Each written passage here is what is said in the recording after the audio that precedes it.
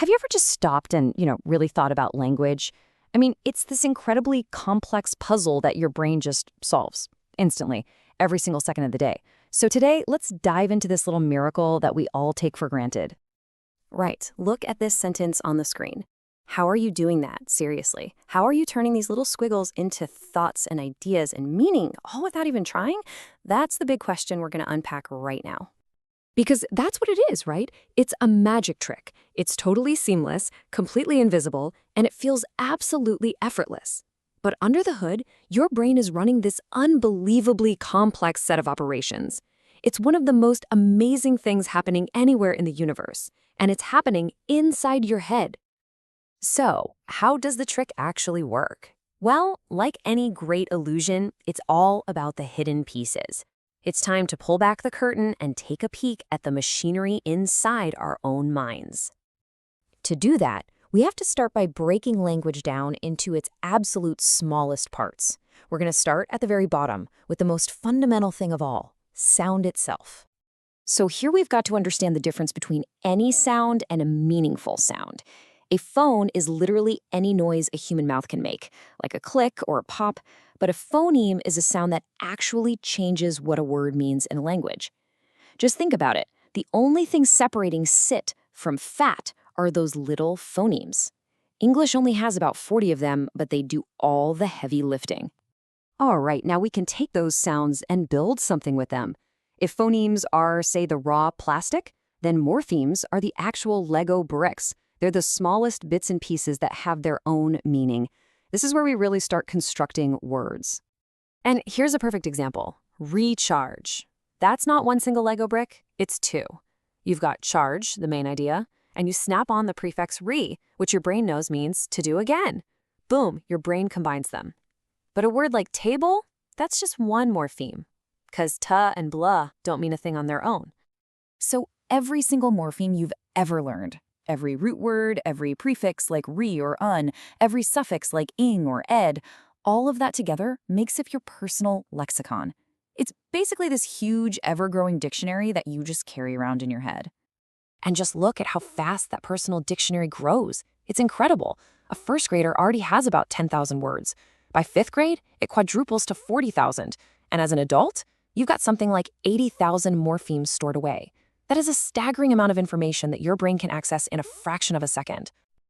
Okay, so we have the Lego bricks. Lots of them. But you can't just dump a pile of bricks on the floor and call it a house, right? You need the instructions. You need a blueprint. And that's what we're talking about next. And that blueprint has a name, syntax. It's the grammar, the set of rules that tells us how to arrange all those morphemes and words to build a sentence that actually makes sense. It's the invisible architecture holding our entire language together. And with syntax, order is everything. In English, we usually stick to subject, verb, object. The boy kicks the ball. Simple. We know who did what to what.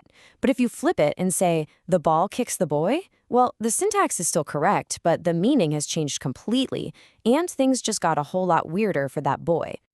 But just following the rules isn't the whole story. We also need to get the meaning, and that's where semantics comes in.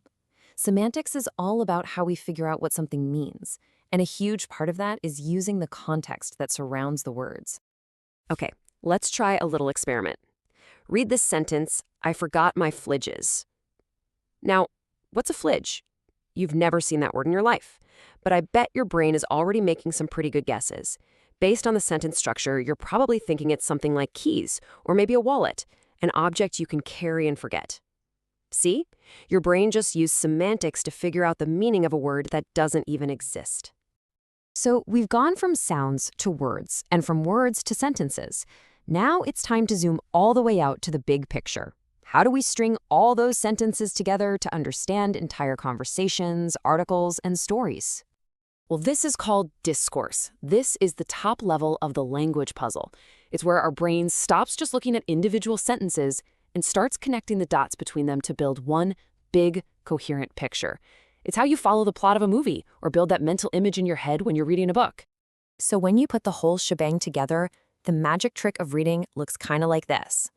It feels like one simple action, but your brain is actually juggling all of these jobs at the exact same time.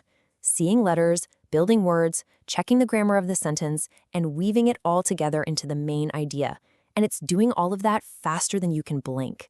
It's just wild. Of course, some people aren't content to just use the puzzle pieces they're given. They decide to add new ones. And you can't talk about that without talking about William Shakespeare. The man was such a master of the rules of English that he knew exactly how to bend them, break them, and even invent totally new building blocks for the rest of us. And what's so amazing is how normal his inventions seem to us now. The experts think he created something like 1,700 new words.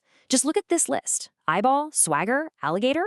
These feel like words that have been around forever, but they were once brand new pieces that he added to our collective lexicon. It just goes to show you that language is a living, breathing thing that's always evolving. And that brings us to our final and maybe most important point. We've spent all this time talking about how amazing this system is and how it works, but now we have to talk about what happens when one of these entire language puzzles just disappears. Look at this number, 2. That's how many languages, on average, are estimated to die out, completely, every single month. And if we look ahead, the forecast is even more staggering. Some linguists project that within the next generation, we could lose as much as 90% of all the world's languages. Gone. We have to understand this. When a language dies, we're not just losing a bunch of words. We are losing an entire puzzle. We're losing a completely unique blueprint for making sense of the world, a one-of-a-kind way of thinking, and a piece of our collective human history that we can never, ever get back. And so that's the thought I really want to leave you with. Every single language is a brilliant, beautiful, and unique solution to this puzzle of how we communicate with each other. Each one is a testament to human ingenuity. So the question we have to ask ourselves is, what do we all lose? What ideas, what wisdom, what answers when we let those solutions fade away and we stop hearing them forever?